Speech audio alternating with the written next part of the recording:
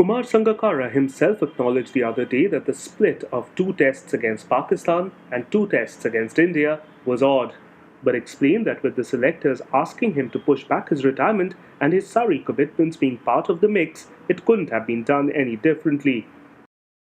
There has been chatter, though, that Sangakkara should have prioritised his country over the county deal.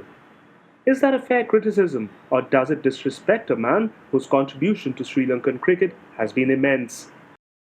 We thought we'd check with some senior Sri Lankan journalists for their thoughts on the matter.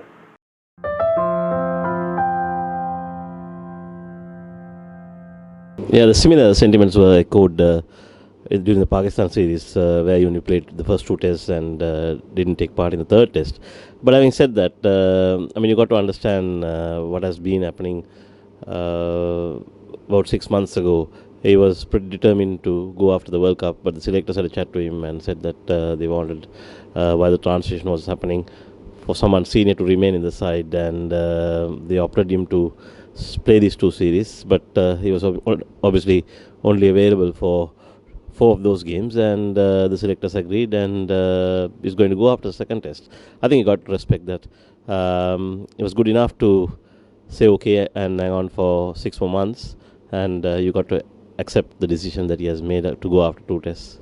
No, actually, he wanted to retire soon after the 2015 World Cup, but then again the selectors had a chat with him, and they have sort of an agreement to play 2 tests of each series. But on the other hand, as Sangha thinks, he always thinks that he knows that he is not going to play another 3-4 years. So if he's just hang on in the team, just because winning of 1 or 2 matches or maybe series, so he's blocking the way of another youngster who is coming in.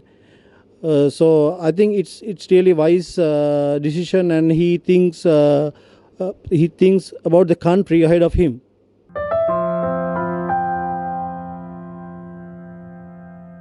Yeah, it's absolutely amazing. I don't think, when he started, he was as talented as some of the other guys in the side. His hallmark was that he used to work really hard at his game. In Sri Lanka, most players get noticed when they are playing school cricket.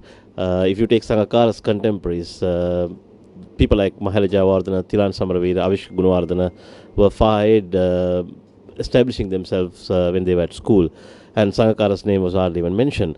The fact that he has achieved whatever he has achieved at the moment is all because of his hard work and determination. His contribution to Sri Lanka cricket is immense. You cannot gauge his contribution by the number of runs and hundreds and the catches he has taken, and the way he has helped younger players groom themselves into better cricketers. But his the impact of his contribution will be actually felt after his retirement, a few years after his retirement.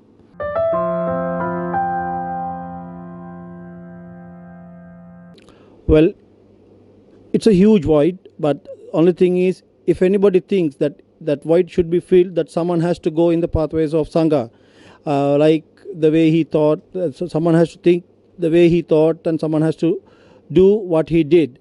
Likewise, say he sets off an he sets off a icon. Like if anyone wants to fill that void, he has to do what exactly the Sangha did. That will be a very big void. That cannot. You will have to really experience it to know what the void, how big the void is going to be like, because you just cannot just say it by words.